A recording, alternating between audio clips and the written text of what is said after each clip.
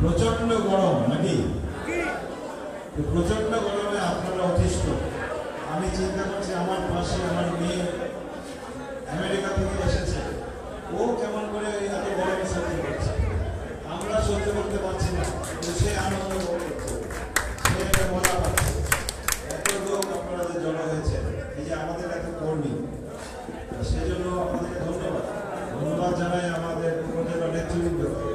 আপনারা যে সকলকে আহ্বান জানিয়েছেন, জানি না কতজন এসেছেন, কিন্তু আপনাদেরকে সেই জন্য আমি প্রথমে আন্তরিকভাবে ধন্যবাদ জানাই।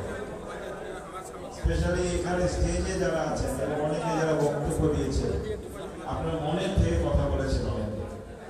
গত 16 বছর বিভীষিকাময় সময় গিয়েছে আমাদের অনেকের জন্য। আপনারা জেল জুলুম বিভিন্ন যেটা অস্বাভাবিক, যেটা একটা সভ্য দেশে কোনোদিন ঘটতে পারে যারা কল্পনা করতে পারে। এটা হয়তো সাদ্দাম হোসেনের সময়টাই ইরাকে ঘটে থাকতে পারে, হয়তো বা লিবিয়ায় মোহাম্মদ গাদ্দাফির সময় ঘটে থাকতে পারে, বা হিটলারের সময় ঘটে থাকতে পারে, কিন্তু একটা স্বাধীন সার্বভৌম দেশে, একটা গণতান্ত্রিক দেশে একটা মানুষ মত প্রকাশ করতে, মানুষ তার অধিকারের কথা বলতে, সে অধিকারের কথা সে বলতে গেলে সে গুম হবে, সে হত্যার শিকার হবে, সে নির্যাতনের শিকার হবে, মেনে নেওয়া যায় একদিন না, তারপর বছরের পর বছর। এটার জন্য আমাদের দেশের ভিতরে আরো কোনো ভিনদেশী একটা দেশের প্রভাবে আমাদের দেশের ভিতরে শত্রু আছে, যারা আমাদের দেশটা মাথা উঁচু করে তারা এটা চায় না। যেটা আমরা দেখেছি এই উপমহাদেশে, দুর্ভাগ্য আমাদের একটি দেশ দেশগুলো আছে, সেই সকল দেশের সঙ্গে একটা বৈরী সম্পর্ক। এটা কেন হলো? এটা হয়েছে ব্রিটিশ ঔপনিবেশিক সময় থেকে যে ধারণা চলে এসেছে তাদের মনে, সেটা থেকে তারাও মনে করে যে আমরা ঔপনিবেশিক। আগে তো আমরা পুরোটাই ভারত মহাবর্ষ ছিলাম, সেটার থেকে ভেঙে হয়েছে পাকিস্তান এবং ভারত, তারপরে পাকিস্তান ভেঙে হয়েছে আমরা বাংলাদেশ, পাকিস্তান, শ্রীলঙ্কাও হয়েছে সেই মহাদেশ থেকে ভেঙে ভারতবর্ষ থেকে ভেঙে শ্রীলঙ্কা হয়েছে। নেপাল একটা কিংডম ছিল।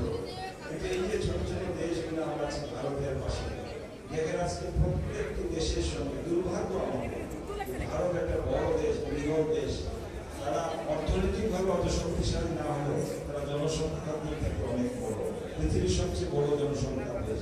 তারা বাংলাদেশের সঙ্গে শুনে না, তাদের পাশে নেপালের সঙ্গে, যেটা একটা হিন্দু রাষ্ট্র, শ্রীলঙ্কার সঙ্গে যেখানে বৌদ্ধ এবং খ্রিস্টানদের সংখ্যা বেশি, তাদের সঙ্গে, পাকিস্তানের সঙ্গে, বাংলাদেশের সঙ্গে, সবার সঙ্গে তারা বৈরী ভাব, বৈরী মনোভাব, এবং তাদের যোগ সাজসেই এই আওয়ামী লীগ এবং ফ্যাসিস্টরা কিন্তু আমাদের দেশকে একদম তলার নিয়ে গেছে, আমাদের সকল প্রতিষ্ঠানকে ধ্বংস করে গেছে। ওকেই সেই প্রতিষ্ঠানের মধ্যে সর্ববৃহৎ প্রতিষ্ঠান হচ্ছে আইন শৃঙ্খলার জন্য আমাদের কোর্ট ব্যবস্থাকে একবারে ধ্বংস করে দিয়েছে। সাধারণ মানুষের আশ্রয় যাওয়ার একমাত্র পৃথিবীর স্থান হলো কোর্ট। আমরা চাই যে একটা স্বাধীন বিচার ব্যবস্থা থাকবো, আমরা যেই হই না কেন, আমরা অত্যাচারিত হলে যাতে আমরা স্বাধীন একটা বিচার ব্যবস্থার মধ্যে সেটা প্রতিকার পাবো। কিন্তু সেই ব্যবস্থাকে ধ্বংস করে দিয়ে আপনারা দেখেছেন বেগম খালেদা জিয়ার মতো নেতৃত্বে তিনবারের প্রধানমন্ত্রী, যিনি বাংলাদেশের ইতিহাসে যে কোনো জায়গায় যখন নির্বাচন করেছেন প্রতিবার বিপুল ভোটে